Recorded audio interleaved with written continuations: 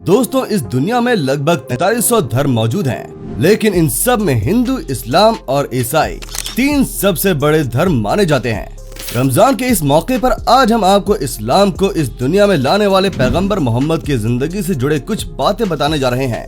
पैगंबर मोहम्मद ने इस्लाम धर्म का प्रचार प्रसार 7वीं सदी की शुरुआत में करना शुरू किया था और उन्हीं की बदौलत आज दुनिया के लगभग 25% आबादी इस धर्म को मानती है।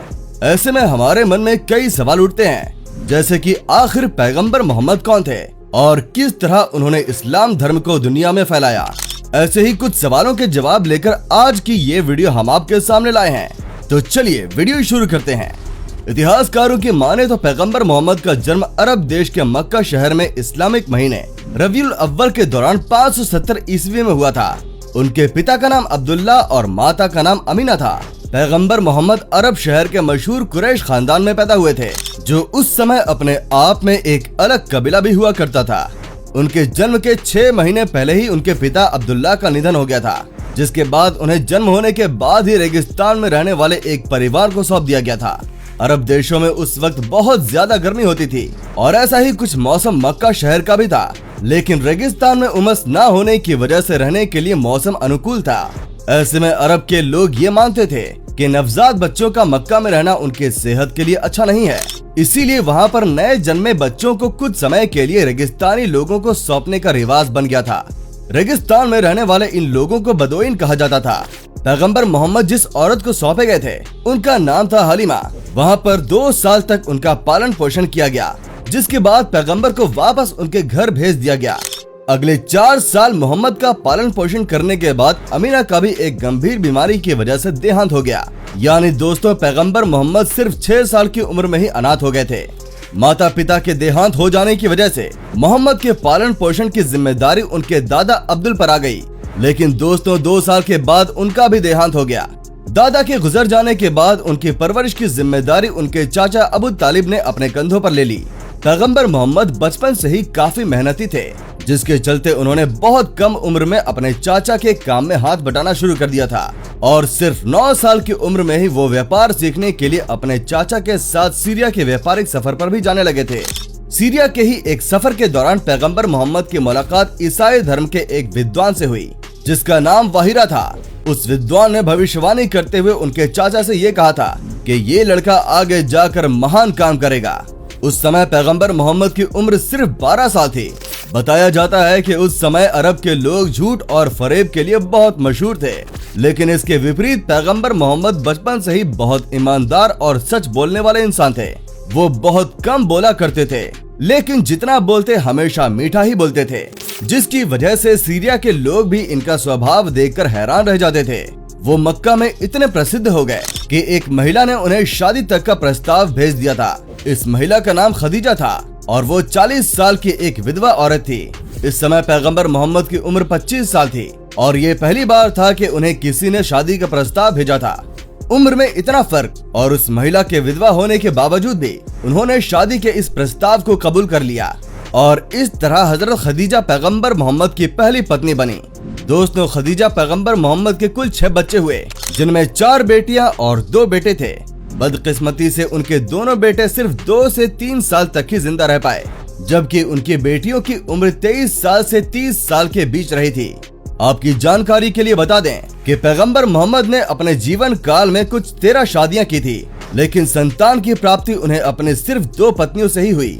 पैगंबर मोहम्मद के व्यक्तित्व की अगर बात करें तो उनके अंदर ही कुछ ऐसी बातें थीं जो उन्हें अरब के दूसरे लोगों से अलग बनाती थी, जैसे कि वो कभी भी अकेले भोजन करना पसंद नहीं करते थे।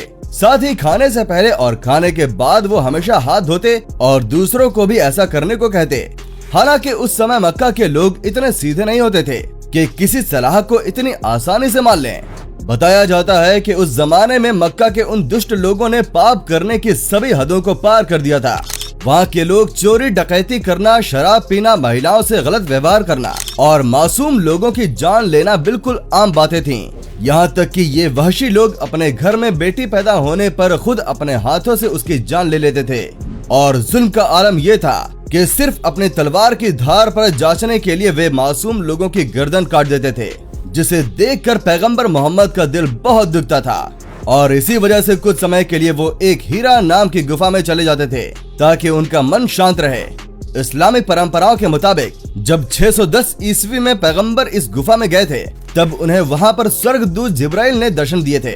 जिब्राइल ने उन्हें कुरान की कुछ आयतें पढ़कर सुनाई और उनसे कहा कि वो ये शब्द दोहराएं। जिसके बाद जिब्राइल ने उनसे कहा कि अब वो जाकर बाकी लोगों को ये आयतें सुनाएं और कुरान की शिक्षाएं दें, क्योंकि अल्लाह ने उन्हें अपना आखिरी नबी यानी कि लास्ट मैसेंजर ऑफ गॉड चुना है। इस समय मोहम्मद पैगंबर की उम्र 40 साल थी और ये बात सुनकर वो काफी बेचैन हो गए थे। जिसके बाद जब घर जाकर उन्होंने ये बात अपनी पत्नी खदीजा को बताई तो खदीजा और उनके चचेरे भाई वारका ने उन्हें सांत्वना और आश्वासन दिया।